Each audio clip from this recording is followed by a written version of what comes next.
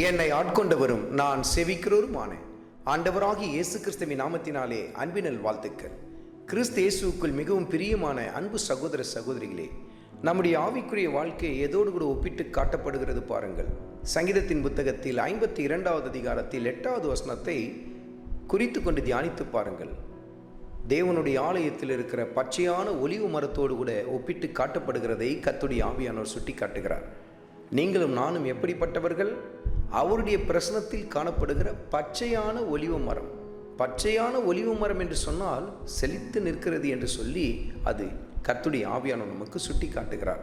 ஒரு மரம் செழிப்பாக இருக்கிறதற்கு 3 மிக அத்தியாவசியமான காரியங்கள் காணப்படுகிறது. ஒன்று, காற்று, வெளிச்சம், நீர் ஆகிய இந்த 3 காரியங்களும் அதற்கு நன்றாய் கிடைக்கும் பொழுது அது செழிப்பாக இருக்கிறதை நாம் பார்க்கிறோம் அல்லவா? அது மாத்திரமல்ல, அது எப்படிப்பட்ட மண்ணில் நாட்டப்பட்டிருக்கிறதோ அதை பொறுத்தும் அதோடைய செழிப்பு காணப்படுகிறது அல்லவா?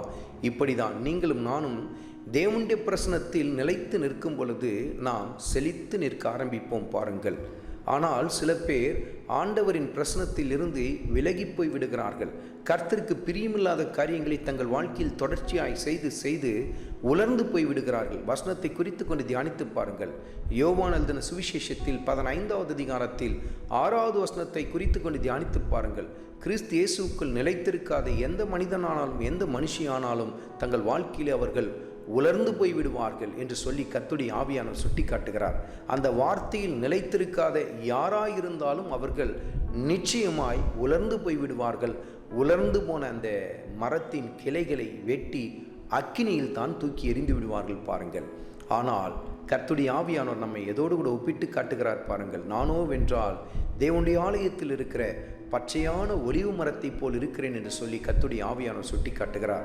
நீங்களும் நானும் ஆண்டவர் இயேசு கிறிஸ்துவின் பிரசனத்தில் எல்லா சமயத்திலும் நிலைத்திருக்க வேண்டும். அருமையான மகனே, அருமையான மகளே, கர்த்தருக்கு பிரியமில்லாத இடத்திற்கு போகாதே. கர்த்தருக்கு பிரியமில்லாத காரியங்களை பார்க்காதே.